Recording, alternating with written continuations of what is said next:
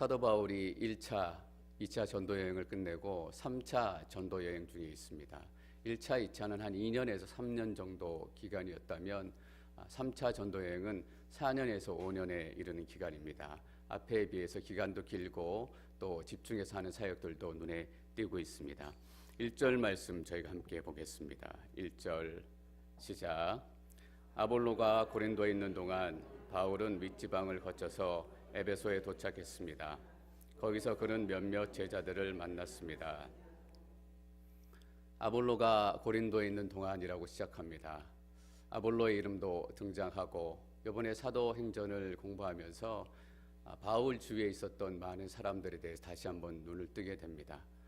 그 전에 사도행전 보면 물론 다른 사람들도 묵상하고 했지만 바울을 계속 봐왔던 것 같아요. 근데 이번에는 사도행전 보면서 조금 더 눈이 넓어지는 것 같습니다.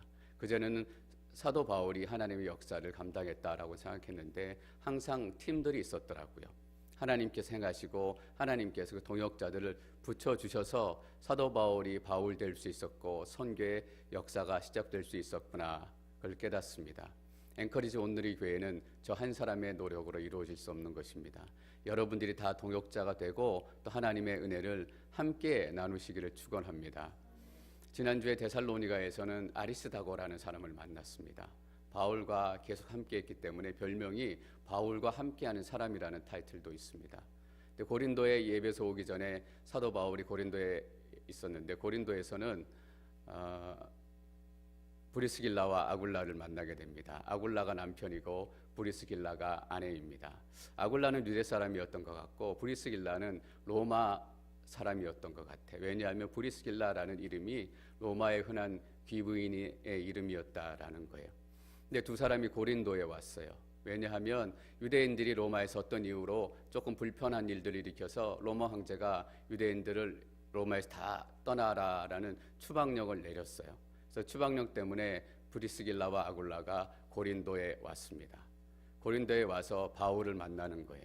근데 이 브리스길라와 아굴라, 특별히 남편 아굴라의 직업이 뭐냐면 천막 만드는 사람이에요.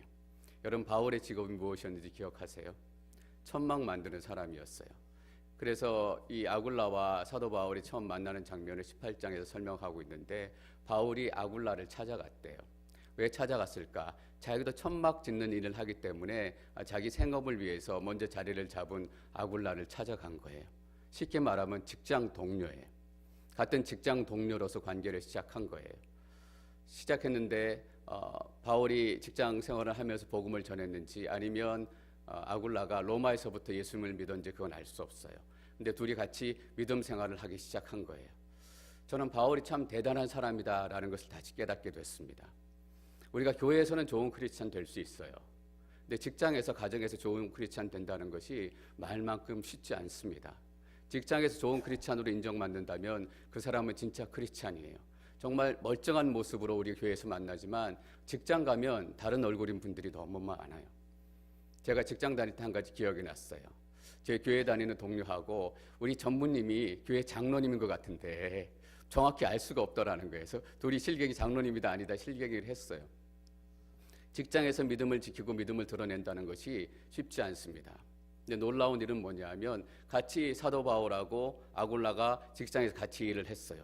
같이 일을 하다가 사도 바울이 떠나서 에베소로 와요. 에베소로 오니까 아굴라와 브리스길라가 어떻게 했냐면 모든 생업을 다 정리하고 사도 바울을 쫓아와요. 여러분 뭘 보고 쫓아왔겠어요?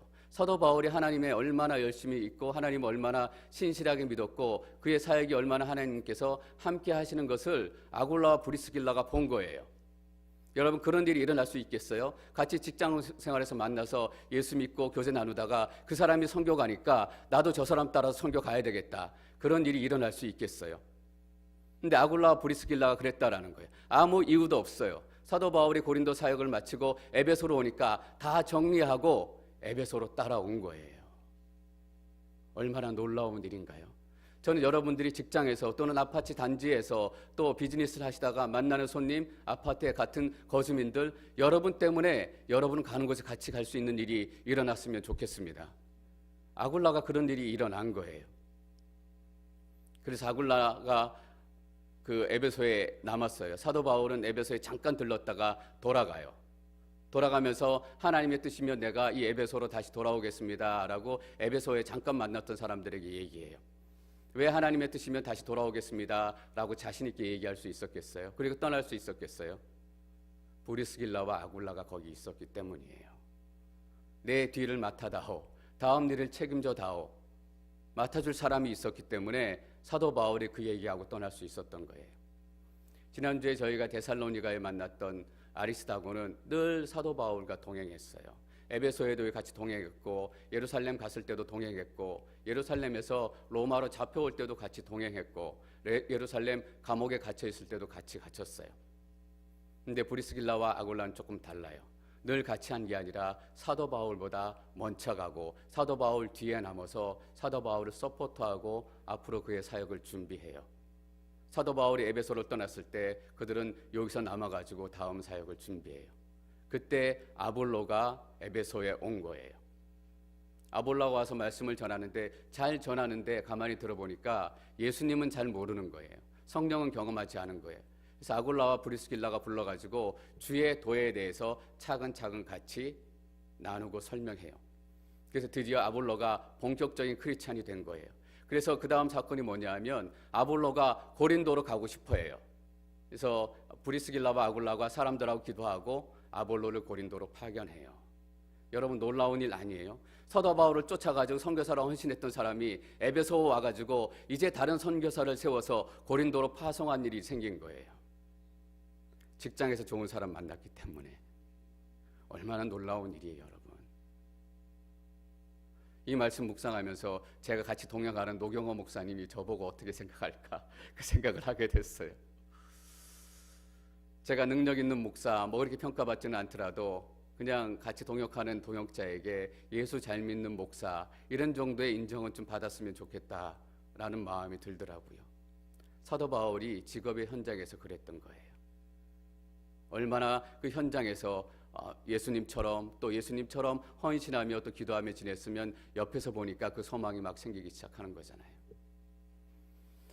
저희 온누리교회 은퇴하신 목사님 중에서 IBM에 전무까지 하시다 은퇴하신 목사님이 계세요. 근데 그분이 IBM에 중역으로 근무하실 때 저희가 1:1 양육을 교회에서 하잖아요. 회사 안에서 1:1 양육을 하셨다라는 거예요. 부하 직원하고 본인이 양육자가 되고 부하 직원이 또는 동료 직원이 동반자가 돼서 양육을 하셨다라는 거예요. 너 내가 전무니까 너 양육해야지 이렇게 강압하시지는 않았을 거예요. 나랑 1:1 하고 싶은 사람 해서 모아가지고 하셨던 거예요. 여러분 회사 부하 직원하고 1:1 한다고 생각해 보세요. 얼마나 회사 생활이 힘들겠어요. 일주일에 한 번씩 만나서 2시간, 3시간씩 예수 그리스도를 믿는 삶, 어떻게 사는 것이 크리스찬인가 이것을 나누는데 그 직원 앞에서 자기가 전무라고 해서 함부로 행동할 수 있었겠어요? 제가 그 목사님을 존경하는 이유가 바로 거기에요. 그 목사님이 설교도 잘하시고 다른 사역적인 능력도 있으시지만 그 삶 안에 예수 그리스도가 녹아 있어서 예수 그리스도를 삶으로 살아내셨던 분이에요. 그 직장에서 1:1 하고 만나는 사람들마다 그 모습으로 증거하고 전 여러분들에게 이 사도 바울의 모습이 다시 한번 도전이 됐으면 좋겠습니다. 여러분 직장에서 만나는 사람들이 여러분 때문에 예수 그리스도를 더 깊이 만나고 있습니까? 여러분의 아파트 단지에서 여러분을 만나는 사람들이 여러분 때문에 예수 그리스도의 사역에 더 헌신해야지 그런 결단을 하고 있습니까? 사도 바울이 위대한 것은 바로 이런 것이에요. 교회를 많이 세우고 놀라운 기적을 행했기 때문에 그것을 뛰어넘어서 그 삶 안에서 직장에 있던 복음을 전할 때든 또 말씀을 나눌 때든 늘 동일한 모습을 가지고 있었다라는 사실이에요. 꾸준하다라는 것이 제일 힘들잖아요. 잠깐 은혜 받을 수 있어요. 한 40일 동안 1년에 잠깐 집중해서 기도할 수 있어요. 근데 매일 새벽 기도하긴 어려워요. 저희 깜짝 놀래잖아요. 연초에 40일 새벽 기도 여러분 나오시는 거 보고 깜짝 놀래고 40일이 딱 끝나는 순간 어디로 가셨는지 다 사라지는 거 보고 깜짝 놀래고 40일 동안 우리 헌신할 수 있다고요. 근데 평소에 기도하기가 어려운 거예요, 여러분. 우리가 교회 와서 잠깐 은혜 받을 수 있고 놀랍게 뜨거운 목소리로 기도할 수 있어요. 근데 내 직장에서 늘 24시간 나와 같이 보내는 그 사람들과 함께 지내는데 그 사람들이 내 기도 소리를 듣고 내 눈물을 보고 나 때문에 선교사로 간다? 여러분, 그래서 사도 바울은 위대한 거예요. 그렇게 많은 기적이 있었고 놀라운 일들이 있었지만 그 모든 것을 뛰어넘는 기적이 저는 이거구나라는 것을 깨닫게 됐어요. 브리스길라와 아굴라가 그런 사람이었습니다. 아볼로를 고린도에 선교사로 파송했어요. 파송하고 나서 아볼로가 없는 이제 때에 에베소에 사도 바울이 도착했습니다. 그리고 거기서 몇몇 제자들을 만나게 됐습니다. 제자들이라고 표현했는데 무슨 제자인지는 표현하지 않고 있어요.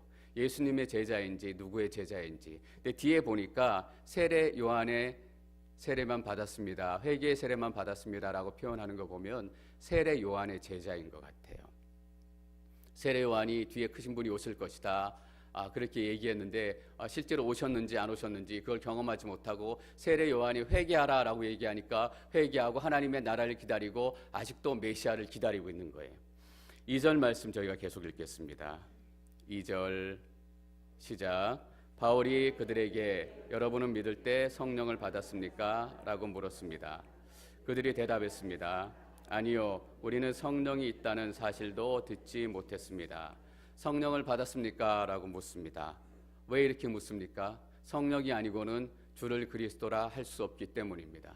성령을 받았냐라는 의미는 예수 그리스도와 지금으로 말하면 인격적인 만남을 시작했냐라는 의미예요. 그냥 예수에 대해서 들었느냐, 예수에 대해서 어떤 사람이 경험하는 것을 보았느냐, 이것이 아니라 네가 직접 경험했느냐라는 의미예요. 근데 이렇게 대답해. 아니요, 우리는 성령이 있다는 사실을 듣지도 못했습니다. 세례 요한의 제자라면, 구약에 정통했던 사람이라면 하나님의 영 성령에 대해서 듣지 못할 리는 없어요. 근데 왜 듣지 못해, 있다는 말을 듣지도 못했습니다 라고 얘기할까요? 지금 이 시대에 성령이 부어지고 있다는 것을 내가 알지 못합니다 라는 의미예요. 오순절이 우리에게 보여준 영적인 의미가 그거잖아요. 성령의 부어짐이 이 땅 가운데 시작이 됐다. 그래서 성령의 시작이 됐고 예수 그리스도의 시대가 시작이 됐고 복음의 시대가 시작이 됐다라는 메시지잖아요. 이 시대가 성령의 시작이 됐다라는 것을 깨닫지 못하는 거예요. 그래서 이 시대에 성령이 부어지고 있다라는 것을 우리가 알지 못합니다라고 얘기해요. 저는 1절과 2절 사이에서 큰 소망을 얻게 돼요. 여러분, 세례 요한의 제자들은 예수님을 인격적으로 만나지 못한 사람들이에요. 쉽게 말하면 구도자예요. 구도자도 어떤 구도자냐면 신실한 구도자예요.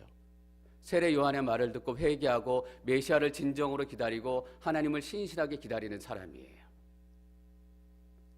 근데 하나님께서 이 사람들에게 찾아오신 거예요. 여러분, 어떤 의미인 줄 아세요? 내 마음 안에 신실함이 있다면 하나님께서는 그 신실함을 놓지 않으신다라는 거예요. 우리의 믿음은 은혜로 시작이 돼요. 성령 받았습니까? 성령이 아니고는 주를 예수 그리스도라 고백할 수 없습니다. 성령이 우리에게 부어지는 것은 하나님의 은혜고 하나님의 주권이에요. 그렇다고 해서 하나님 마음대로 한다라는 의미 아니에요. 제자들이 사도 바울을 만나기 위해서 찾아온 거예요. 나도 하나님을 더 깊이 만나고 싶습니다. 나도 하나님 나라를 경험하고 싶습니다. 이 신실한 구도자의 마음이 있었던 거예요.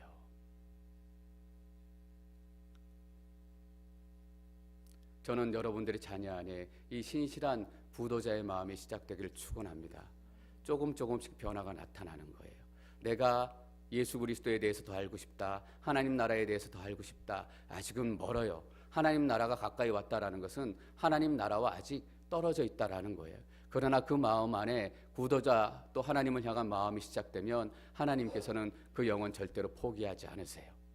오늘 보니까 12명이래요. 에베소는 소아시아, 지금의 터키 지역의 정치, 경제, 교통, 문화의 중심지예요. 그 많은 사람 중에 12명이 찾아오는 거예요. 하나님께서 그 12명으로부터 하나님의 역사를 시작하시는 것입니다. 3절과 4절 말씀 읽겠습니다. 3절 시작.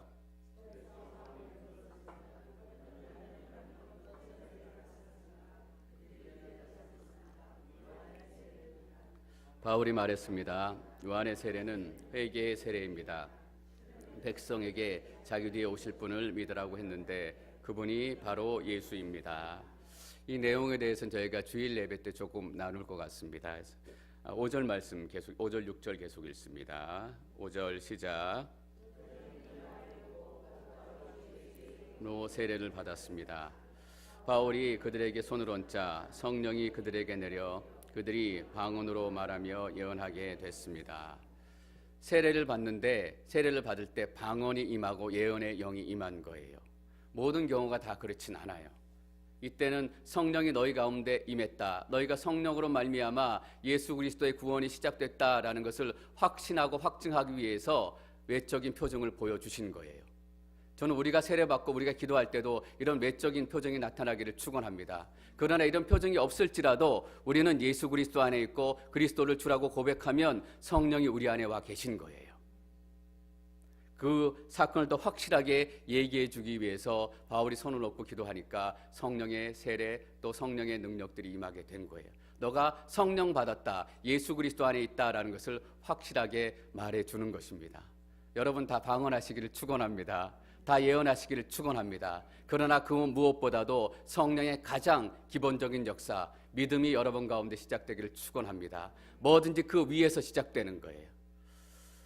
7절 그들은 모두 12사람 정도였습니다. 몇 사람 되지 않아요. 아마 20-30만 명은 됐을지 모르겠어요. 에베소 인구가 12사람으로부터 시작하는 거예요. 8절 말씀 계속 읽습니다. 8절 시작. 바울이 회당으로 들어가 석 달 동안 담대하게 말하며 하나님 나라에 대해 강론하고 설득했는데 9절 말씀 계속 읽습니다.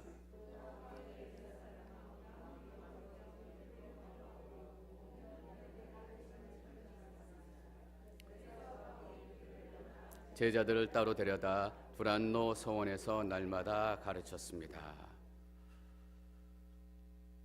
사도 바울이 에베소에서 한 3년 정도의 시간을 보냅니다. 아까 말씀드렸지만 3차 전도 여행이 4년 조금 넘는 시간이었다면 대부분의 시간을 에베소에서 보낸 거예요.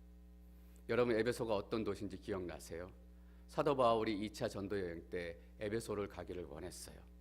말씀드린 것처럼 정치, 경제, 문화, 교통의 중심지였기 때문에 터키 지역을 복음화시키기 위해선 에베소에 가서 반드시 복음을 전하고 교회를 시작해야 돼요. 근데 사도 바울이 16장에 보면 뭐라고 고백하냐 하면 성령이 막으셨대요. 16장 6절 7절 말씀 읽겠습니다. 7절 말씀입니다. 6절 시작. 성령께서 아시아 지방에 말씀 전하는 것을 막으셨기 때문에 바울과 그 일행은 부르기아와 갈라디아 지방을 거쳐 무시아 지방 가까이 이르니 비두니아로 들어가려고 했습니다. 그러나 예수의 영이 허락하지 않으셨습니다. 어떤 구체적인 사건이 있었는지 모르겠어요. 근데 누가는 그 사건을 회상하면서 분명히 얘기해요. 성령께서 아시아 지방에 말씀을 전하는 것을 막으셨기 때문에 아시아 지방은 에베소를 얘기해요. 아시아의 중심 에베소로 가서 복음을 본격적으로 증거하려고 하는데 누가가 이렇게 정리해. 성령께서 막으셨기 때문에. 7절에는 예수의 영이 허락하지 않으셨기 때문에. 이때 사도 바울은 크게 좌절했을지도 모르겠어요. 내가 이방의 복음을 들고 가서 복음을 전하기로 결단하고 하나님께서 많은 기적을 일으키셨잖아요. 에베소가 정말 복음을 세워야 할 것이다. 큰 마음의 결단을 하고 2차 전도 여행을 시작하고 마지막 결론으로 에베소에 가기로 결심을 한 거예요. 근데 에베소로 가려고 하니까 못 가요. 이유는 왠지 모르겠어요. 갈 수가 없는 거예요. 근데 성령의 방에 성령께서 막으셨다라고 얘기해요. 우리는 우리의 계획이 틀어지면 다 망한 것처럼 생각할 때가 너무나 많아요. 하나님의 계획, 에베소를 향한 하나님의 계획이 어떤 것이었는지 우리가 지금 읽은 본문에서 얘기해줘요. 3차 전도여행 때 3년이라는 시간을 하나님께서 에베소에 보내게 하세요. 에베소에서 보내면서 처음에는 다른 곳에처럼 석 달 동안 회당에 들어가서 복음을 전해요. 늘 그렇으니까. 근데 반대하는 사람들이 많아가지고 따로 나와요. 그리고 두란노 서원을 세워요. 지금으로 말하면 바이블 칼리지를 세운 거예요. 사도 바울의 사역의 패턴이 완전 새로운 모습을 갖게 되는 거예요. 크리스찬 말씀 가르침의 역사 중에 큰 전기점을 이루는 거예요. 회당에서 교회 안에서 복음을 전하다가 이제 중립적인 지역으로 나와가지고 두란노 서원을 따로 세웠다라는 의미는 뭐예요? 회당에 갈 수 없는 사람들, 회당에 가기 싫은 사람들이 마음대로 와서 하나님의 말씀을 듣고 공부할 수 있었다라는 거예요. 이 두란노 성원 때문에 에베소에 더 넓게 복음이 증거되어지는 거예요. 어떤 기록에 보니까 사도 바울이 하루에 5시간 동안 말씀을 가르쳤대요. 오전 11시에서 오후 4시. 이상한 시간이죠. 오전 11시에서 왜 오후 4시일까? 이 지역이 매우 더웠기 때문에 지금 스페인에 가면 시에스타라고 낮잠 자는 시간이 있잖아요. 아침에 일찍 일어나가지고 11시까지 일하다가 11시부터 오후 4시까지는 잔대요. 사도 바울의 어떤 삶의 모습을 우리가 추측해 볼 수 있어요. 일찍 일어나가지고 11시까지 사도 바울은 텐트 천막을 지었을 거 아니에요. 다른 사람들처럼. 그리고 다른 사람들이 오후 낮잠 자러 가는 시간에 사도 바울은 뭘 시작해요? 하나님의 말씀을 가르치기 시작하는 거예요. 거기 와서 이 하나님의 말씀을 듣는 사람들도 똑같은 사람들이에요. 11시까지 일하고 와서 다른 사람들은 더위를 피해서 피곤함을 쫓기 위해서 낮잠을 자는데 그 휴식을 다 버리고 와서 하나님의 말씀을 듣기 시작하는 거예요. 그러니까 10절에 이렇게 기록합니다. 10절 말씀 저희가 함께 읽겠습니다. 10절 시작. 이 일이 2년 동안 계속돼 아시아 지방에 사는 모든 유대 사람들과 그리스 사람들이 주의 말씀을 듣게 됐습니다. 이런 데가 없었던 거예요. 모든 유대 사람들이 하나님의 말씀을 잘 안 들었어요. 근데 이렇게 말씀이 능력 있게 전해지니까 모든 유대 사람들, 모든 그리스도 사람들이 주의 말씀을 다 듣게 됐다라는 거예요. 주의 말씀을 다 듣게 됐다라는 것은 그 중에 많은 수가 예수 그리스도 앞으로 나왔다라는 그런 의미예요. 사도 바울이 처음 에베소로 가지 못할 때는 실망과 좌절이 컸어요. 하나님께서 내 계획을 왜 허락하지 않지? 내가 내 욕심으로 가는 게 아니라 하나님의 마음 붙들고 내 삶을 다 들어가서 저희 가서 내가 죽으면 죽으리라 그 마음 가지고 가는데 왜 하나님께서 이 길을 막으시지? 여러분 혹시 에베소로 가고 싶은데 하나님께서 길을 막고 계신 분이 계세요? 저는 그런 분들 모두에게 이 말씀이 은혜가 되고 또 위로가 되기를 축원합니다. 조선시대에 우리 땅에 왔던 선교사 대부분이 그랬대요. 그 조그만 나라 알려지지도 않은 조선 땅 아는 사람은 몇 명이나 됐겠어요. 조선 땅이 선교에 헌신할 때 원래 선교의 비전 목표였던 사람이 별로 없었던 거예요. 구한말에 최초로 우려 선교사로 오신 알렌 선교사님은 중국이 그 선교의 목표지였어요. 근데 중국으로 갔다가 한국의 소식을 듣고 한국으로 오는 거예요. 여러분 언더우드 하면 한국 선교의 대표적인 분이잖아요. 145명의 선교사가 양화진 묘지에 묻혀 있는데 언더우드 선교사님의 4대의 가족 7명이 그 양화진에 묻혀 있대요. 그만큼 언더우드 선교사님은 한국 선교에 전적으로 헌신했던 분이에요. 근데 언더우드 선교사님이 처음부터 한국을 꿈꿨던 건 아니에요. 하나님, 나는 인도로 가겠습니다. 마치 사도 바울이 에베소로 가겠습니다라고 결심했던 것처럼 인도로 가겠습니다. 거기에 방향을 정하고 헌신하고 인도를 위해서 준비하고 또 언어를 배우고 서서히 나아갔어요. 근데 어떤 선교 모임에서 어떤 한 사람이 일어나가지고 한국 조선 땅에 대해서 보고하는 그 내용을 들은 거예요. 작은 나라 조선이 있습니다. 1000에서 1200만 되는 사람들이 복음을 하나도 듣지 못하고 죽어가고 있습니다. 누군가 가야 합니다. 언더우드가 그 메시지를 들은 거예요. 그래서 이렇게 생각했다는 거예요. 맞아, 누군가 가야 된다. 그런데 나는 인도로 선교 작정한 인도 선교사다라고 작정을 했던 거예요. 그래가지고 한국으로 가야 되겠다라는 마음을 결정하는데 1년이 걸렸다라는 거예요. 왜 1년이 걸렸냐 하면 누군가 한국에 자원했겠지, 조선 땅에 헌신하겠지라고 누가 결정했겠지라고 생각하고 1년 정도 지나가지고 선교 본부에 가서 물어봤대요. 한국에 지원하신 선교사님이 계십니까? 라고 얘기하니까 아무도 없다라는 거예요.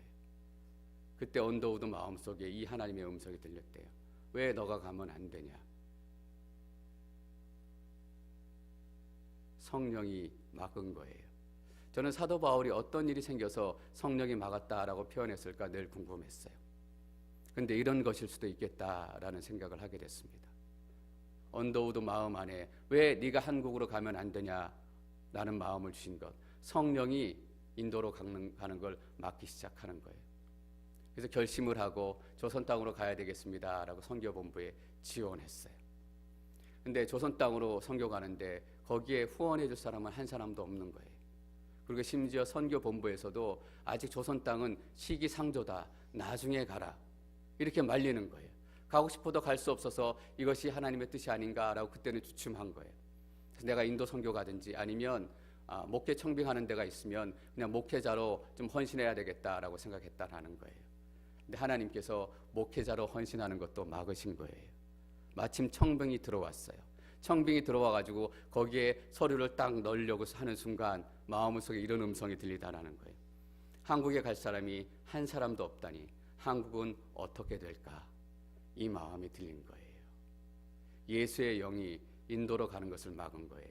예수의 영이 목회자로 헌신하는 것을 막은 거예요. 그래서 언더우드가 한국으로 오게 된 것이에요. 제가 왜 이렇게 긴 말씀 드리는 줄 아세요? 우리는 살면서 너무나 자주 우리의 인생이 깨어지는 것을 경험해요. 우리의 계획뿐만 아니라 이것은 분명히 하나님께서 원하시는 일이다라고 생각했는데도 이루어지지 않고 어긋나는 경우가 많아요. 여러분 2년 후에 에베소의 모습을 보십시오. 거기에 기독교 역사상 가장 아름다운 신학교인 두란노 서원이 세워지는 거예요. 사도 바울은 알았을 거예요. 하나님의 뜻이 이것이었구나. 역시 하나님의 뜻은 나보다 크고 광대하고 넓고 치밀하시구나. 전 여러분들이 이것을 깨달으시길 축원합니다. 하나님은 여러분보다 크신 분이세요. 하나님의 역사는 여러분보다 넓고 깊고 능력 있는 분이세요. 그래서 지금 여러분의 계획이 이루어지지 않았다 실망하고 좌절하지 마세요. 우리는 한탄하고 염려하는 것이 아니라 계속적으로 하나님 안에 머물러 있는 사람들입니다. 그래서 지금 비록 우리가 에베소는 갈 수 없지만 하나님께서 꼭 2년 뒤에 2년이 지나고 나서 사도 바울을 다시 에베소로 부르신 거예요. 그래서 에베소가 어떤 교회가 되냐 하면 터키 지역의 중심 지역이 돼요. 나중에 디모데후서에서 사도 바울이 유언처럼 디모데에게 편지를 써요. 근데 디모데가 어딨냐 하면 에베소에 있어요. 왜냐하면 에베소가 터키 교회들의 중심지이기 때문에. 그때 에베소에 또 누가 있냐 하면 브리스길라와 아굴라가 있어요.